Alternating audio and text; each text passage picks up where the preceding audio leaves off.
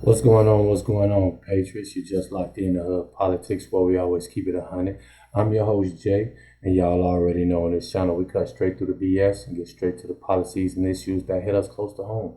We talk about everything from elections to national debates all the way up to political podcasts, and we start each and every one off sending out our thoughts and prayers.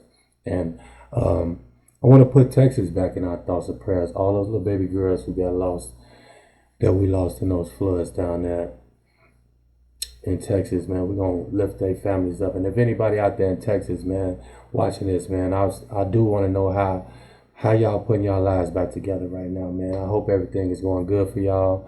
We love y'all. Y'all still in our thoughts and our prayers. You know what I mean?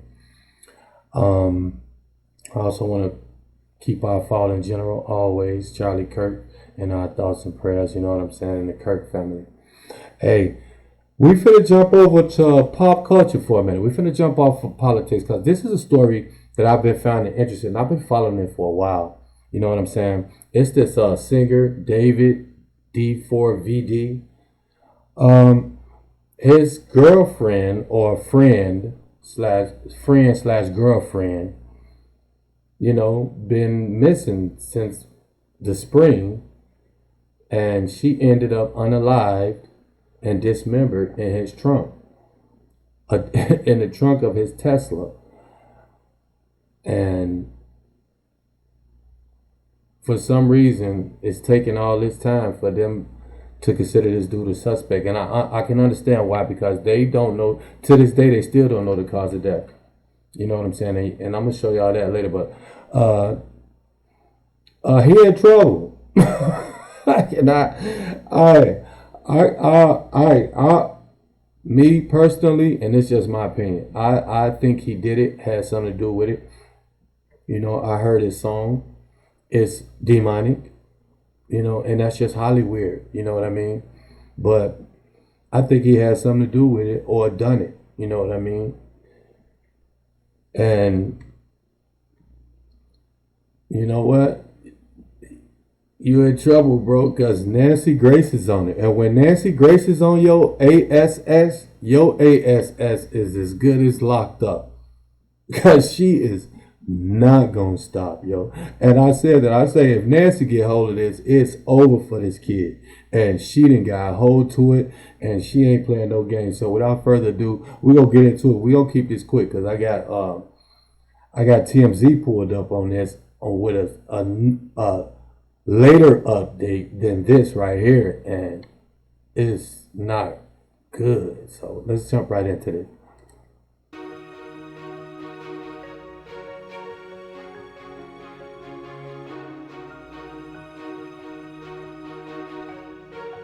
David is finally being viewed as a suspect of teen girl Celeste's death. You're gonna have to have somebody wrapped. How can she be missing all this time, even possibly dead since the spring?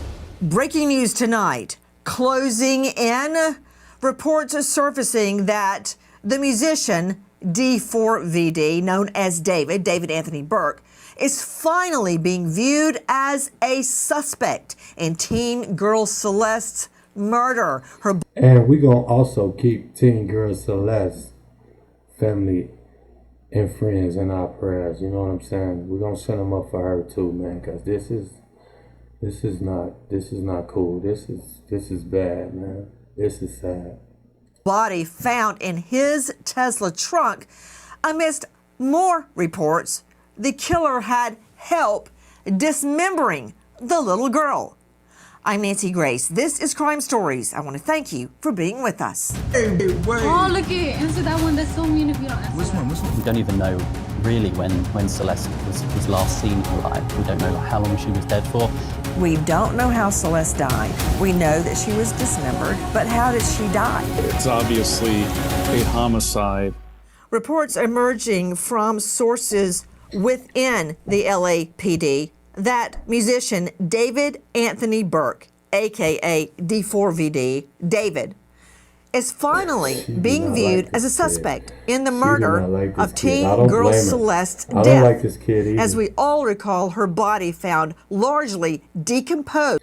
Main reason because she was too young to be hanging out with dude. He was 20. I think she's like 14, 13, 14, 15 at the time when they first started hanging out. In his trunk. That vehicle and moved from one spot to the next within a ritzy neighborhood. Why? Because we know the owners of those mega mansions would report the filthy car as being parked outside their home. So someone was moving D4vd's Tesla inside Celeste's decomposing body. What has changed? What has happened? Why is D4vd, David, now reportedly being viewed as a suspect? Will this result in murder charges? How can this be without a toxicology report as of yet?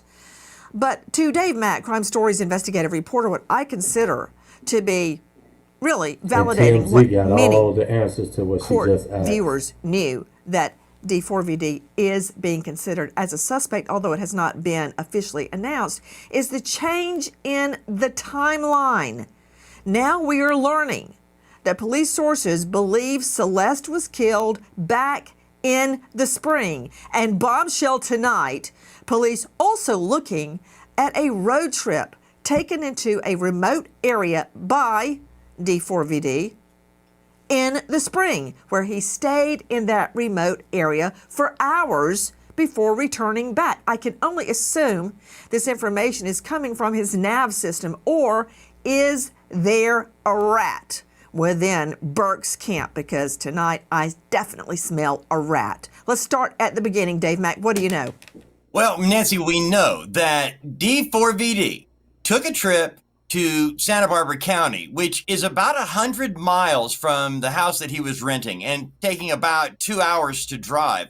So he takes this drive in the middle of the night in the spring of this year, and he stays there for a couple of hours. Now, they say remote area of Santa Barbara. If you've ever been to Santa Barbara, remote area can include probably 80% of the surrounding area. Big area, and you can actually be there and not be seen for a long time. He was there for hours. Now, they're also saying they believe, I'm talking about the police investigation is saying to this source, they believe Celeste died sometime in the spring of 2025. So we have Burke driving in the middle of the night to Santa Barbara County in the spring of 2025. And we have them saying Celeste died in the spring 2025. That's for starters, Nancy. This is a bombshell. That is major, Dave Mack. I know that the headlines all across the world are D4vd David Anthony Burke as finally being viewed as a suspect, although LAPD is not confirming that. To me, the real bombshell tonight is that we believe she was killed back in the spring. What efforts were being taken by those within D4vd's camp to conceal her death, pretending she was still alive? That's what we're looking at tonight. This is a major change in the investigation, Dave Mack. Straight out to... So that's the tip line. LAPD Robbery Homicide Division. Phone number 213-486-6890. That's 213-486-6890 for anybody out there in the LA area, Santa Barbara, or wherever out there in Los Angeles. If you got any information on what happened to Teen Celeste, call this tip line right here.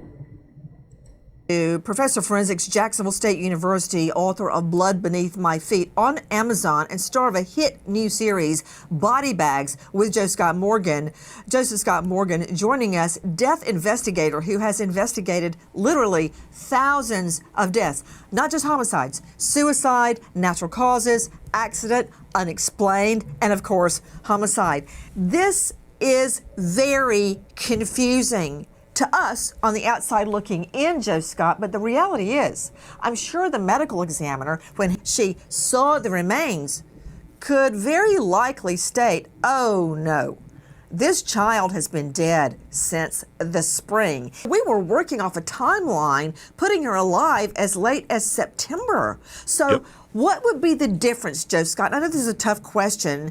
There's a lot of variables in Celeste's decomposing body. And guys, I'm sorry that we are talking so analytically and clinically about a little girl, Celeste, but this is what the trial will boil down to, if there ever is a trial. Her decomposed remains. Joe Scott, if her body had been decomposing since September, as opposed to the spring, months before, what would be different when the medical examiner opened those bags? I'll tell you precisely, and this is one of the reasons we still don't have a cause of death, is the fact that, put this in as delicate terms as possible, the tissue remaining on her body would have the consistency, perhaps, of Jell-O, all right? It will have broken down to a point where some of her remains will have been liquefied to that point, if in fact this new timeline is in effect. And that's going to impact a variety of different areas. Say, for instance, Nancy, we're looking for soft tissue trauma like contusions, or even to a certain degree, things like sharp-edged weapons, or even bullet defects. That's going to compromise your ability to visualize those things. So you have to be reliant, and I can almost tell you. Slow down, Joe Scott. Yeah. Can I put it in regular people talk? Yeah, sure. I don't see it so much as Jell-O. It's more like, did your children ever make slime? Slime is that gooey junk children made. It's a little thicker than Jell-O, but when you pick it up, it's goo, thicker than Jell-O. I think what you're saying is that if her body had been in that trunk since the spring, she would be gelatinous. Yes. Goo. And therefore, if she had decomposed to that point, you listed several things. I'd like you to go back over it again if you don't mind. If that is the state of her remains, how in the world can we find a knife mark, a bullet wound, a soft tissue marking such as a bruise or a subcutaneous hemorrhage? Yep. It's all gone. We retreat back to this idea of doing x-rays, and what you're going to be looking at potentially, Nancy, is insults to the underlying skeletal structure. So if we talk about a knife wound, for instance, it's going to be knife wounds just like projectiles fired from a weapon actually have a wound track where you follow kind of the hemorrhage line that goes. What you're hoping for in a case like this is to see if there's any kind of indwelling trauma on the surface of the bony structures. And that can easily be documented. Nancy, when they would have removed these bags, and everybody needs to really grab hold of this, they would have x-rayed the contents of these bags ever before they actually removed the remains from the bags. To this point, let me see him. Let me see him. Hold on. Yeah. So, okay. Here's another thing. Everybody on the panel hear this. Joe Scott, stay with me. Yeah. According to a source within the LAPD, it was obvious when they saw the bags that she had been dismembered. Now, we are left to interpret that. So, dismembered she was, according to the source. So, Joe Scott, you're telling me that when we get the body to the morgue, and remember, they likely take the body out of the Tesla, load it on to the morgue vehicle, so it's getting jostled, gets to the morgue. You're saying before her remains are removed from the bag and or bags, they're x-rayed inside the bag. Why? Yeah, in situ, because you don't want to lose anything, Nancy. That bag is essentially all you have that's holding everything together at that point. And I've had cases like this where the bags have actually ruptured. That's a total nightmare for you. And can I point out one more thing, Nancy, because I was just talking about sharp force here, and I don't know that that's involved.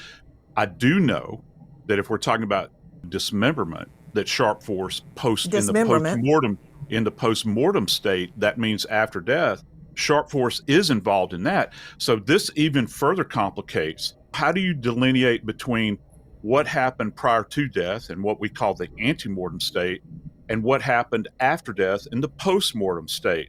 This just kind of doubles the problem here for LA County Coroner.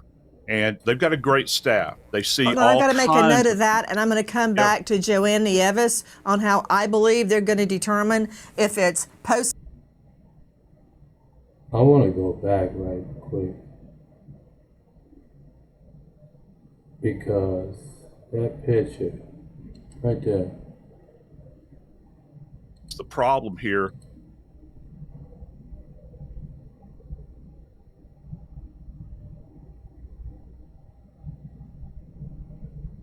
I don't know. It's something about the way he looking in this picture right here. Like he got wheels turning or something. For LA County Coroner. And they've got a great staff. They see Hold on, all I got to make a kinds note of that, and I'm going to come back to Joanne Nieves on how I believe they're going to determine if it's post-mortem dismemberment or an injury while she's still alive. Yes. I told you I smell a rat. Somebody's going to be singing, if not tonight, in the near future. Because we know, according to the leak, the killer did not do this alone. He had to have help dismembering the body, according to the report.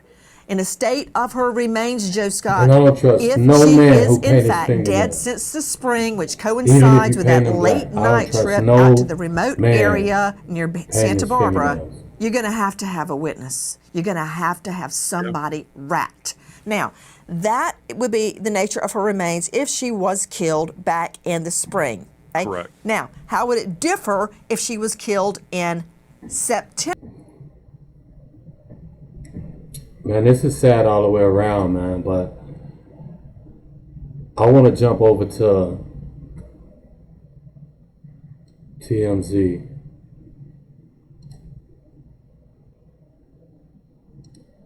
I want to jump over to TMZ, and it don't look like I'm going to be able to. Let me see.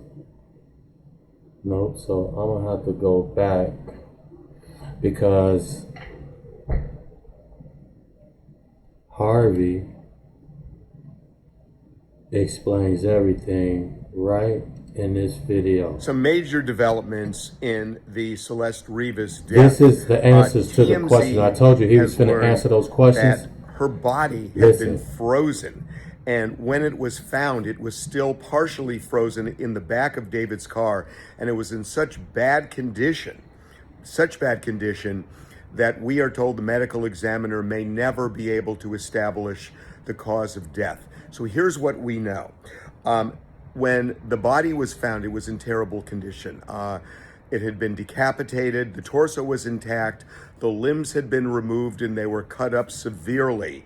The body was partially frozen in the trunk, and this is really important because remember, the body had been sitting there for days before it was finally impounded and then the body discovered. And it was still, the body parts were still partially frozen.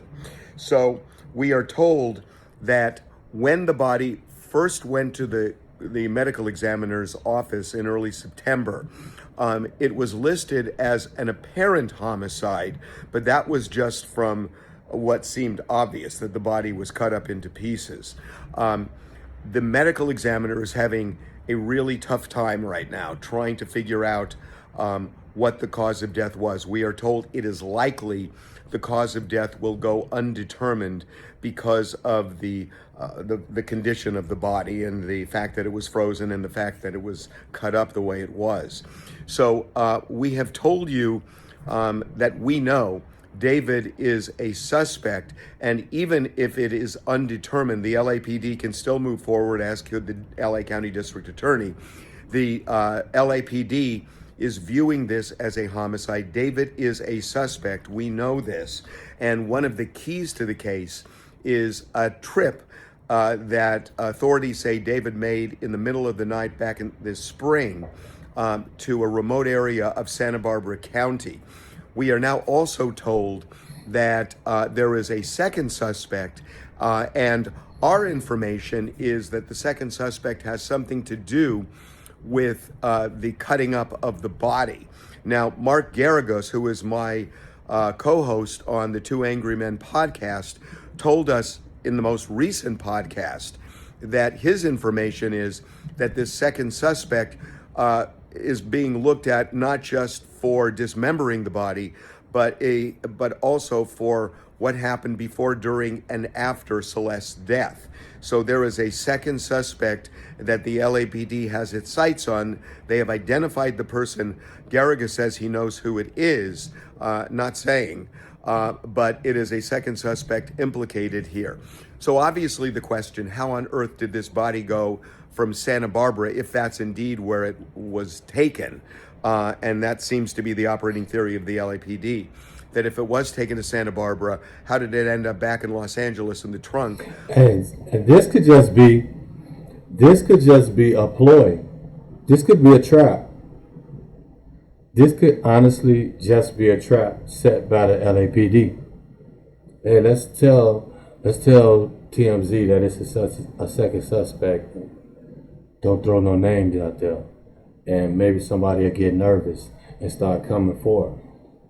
This could be a trap, but he says people know the name, so he just ain't saying it. Of David's car in a residential neighborhood. The only thing that makes sense, and that's months and months later, the only thing that makes sense is that based on connecting the dots, it would seem that this body was put in a freezer for an extended period of time, and it was so frozen that by the time it got in the car, it took a long time for it to unfreeze, and it had not fully unfrozen at the time the body was discovered at the impound lot. So again, it looks like there may never be a cause of death determined by the medical examiner. The body was frozen. Just keep looking at TMZ. We will have more updates as the days pass. Yo, that's crazy.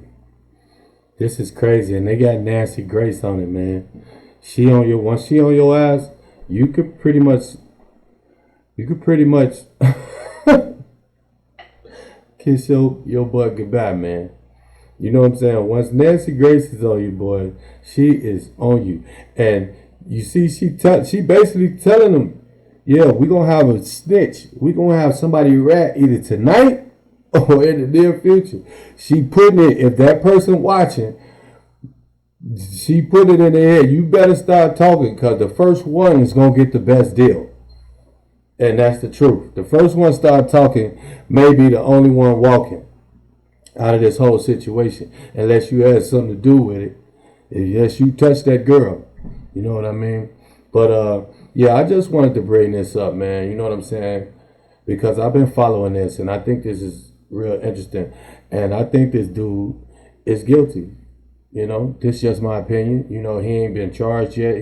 They just looking at him as a suspect. But I think he's guilty, man, because can't nobody tell me that one of my best friends, somebody that was possibly my girlfriend on a low, you know what I'm saying? Body has just been found in my car, and I'm on tour, and I keep touring and acting like ain't nothing ever happened. You know what I mean? They say he was cooperating the whole time. His team and him was cooperating the whole time. But still, dude, you should have been back. Like, what? What's going on? Boom. You know what I'm saying? A normal reaction to a person who don't know nothing about that or had nothing to do with that is, man, tour over with. I just lost somebody. And your fans would have understood. Especially since y'all been all over social media together. You know what I mean? Your fans would have understood. So that there, the way he was acting, and by him not canceling his tours and all that, and kept doing this thing, that there, to me, is a sign of guilt. You know what I'm saying? Or he just really just don't give a F. You know what I mean? But this is your boy Jay from Hood Politics, man. Checking in, and now I'm checking out, man. Like, subscribe to the channel, share the video, hit the notification bell, jump over to TikTok, Hood Politics 3.0. Check out my channel over there. I do a lot of trolling and a lot of memes.